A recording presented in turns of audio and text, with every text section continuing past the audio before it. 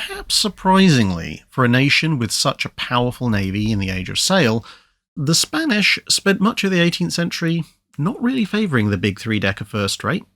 By the 1780s, they'd only ever built a total of 4: Real Felipe, Santísima Trinidad, Purísima Concepción, and San Jose.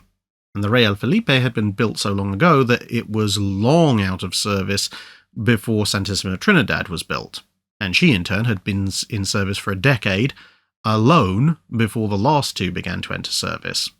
Instead, the Spanish fleet relied largely on a mix of 70 and 80 gun third rates, with a backing of smaller 60 and 68 gunners for their main battle line.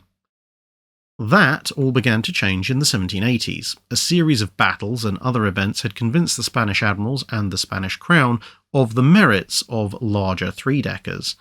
Most recently, the series of battles fought against the Royal Navy and the British relief convoys, all in relation to the Great Siege of Gibraltar, had prominently featured British first rates and their slightly cheaper cousins, the three-decker second rates. And so it was decided that they would build some first rates as well. But whilst the heyday of the Spanish Armada as the top navy on the planet was already past, Spain still possessed vast wealth, massive and many shipyards, and a considerable amount of shipbuilding expertise.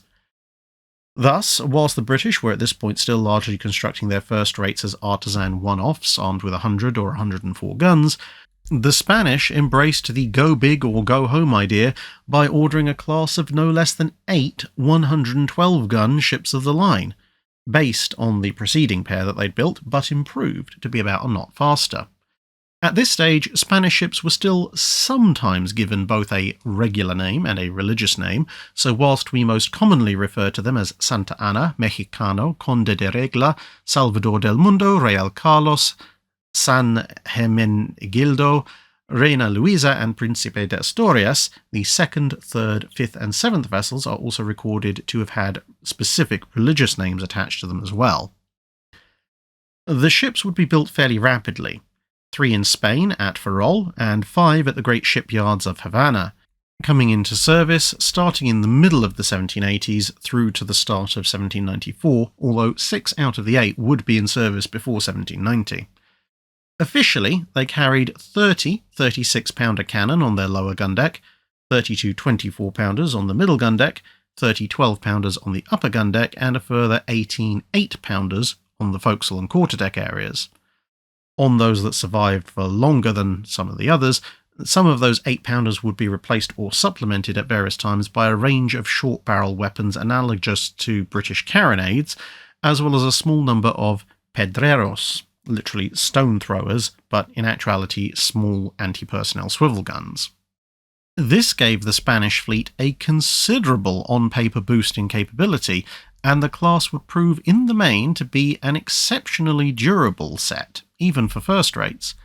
They were also nicknamed Los Merigildos, a slang term used by sailors at the time that approximately translates in meaning, in English at least, to the very expensive ones, or more literally the great treasures, reflecting the immense amounts of money that were poured into the programme. By the mid-1790s, this would in theory give Spain the largest fleet of first rates in the world, with a total of 11 ships available. Due to their numbers, large Spanish fleets in the late 1780s and through to the end of the Napoleonic Wars were often able to operate multiple first rates together, but despite that, 4 of the ships would be lost in action, albeit one only temporarily. The first to go was the slightly unfortunately named Salvador del Mundo, which was present at the Battle of Cape St. Vincent in 1797, where she was battered into submission by the British fleet under Admiral John Jervis, with the British flagship HMS Victory delivering a rather devastating aft-raking broadside during proceedings. However, such was the underlying strength of the vessel that the British took her as a prize and continued to put her to use, albeit mostly on harbour duties, for years afterwards. The class's great firepower was then turned against them in 1801 at the Second Battle of Algeciras, where a British squadron, which had just lost the First Battle of Algeciras to a French unit, had made repairs and then decided to chase after them, going for round 2. The French had met up with significant Spanish reinforcements, and these were all travelling together on a moonless night when the British fleet caught up. In the darkness, the swift third-rate HMS Superb snuck up on the Real Carlos, setting her on fire with several broadsides before racing off to engage and capture the French third-rate Saint-Antoine.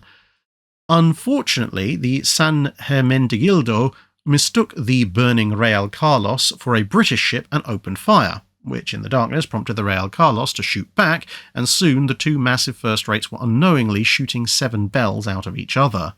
Crippled, Real Carlos drifted down onto her sister ship, and now both of them were on fire.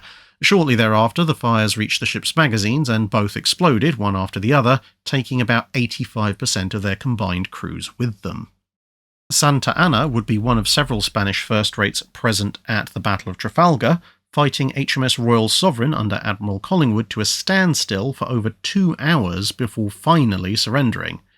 But she would be recaptured a few days later and taken back to Spain in the aftermath of the storm that overtook the British fleet whilst it was making repairs. In 1808, the Spanish switched sides following the French invasion of the Iberian Peninsula, but by now Spanish finances were dwindling, and this meant the remaining ships fell into disrepair. Mexicano and Conde de Regla were broken up in the early 1810s to provide material to repair other ships.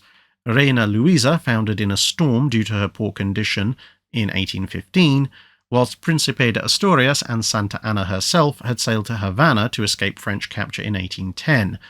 The former hit a rock there and sank in 1814, whilst Santa Ana, the last of her class, would just about survive the Napoleonic Wars, settling in next to her sister in 1816, the last purpose-built Spanish first rate in existence. That's it for this video. Thanks for watching. If you have a comment or suggestion for a ship to review, let us know in the comments below. Don't forget to comment on the pinned post for dry dock questions.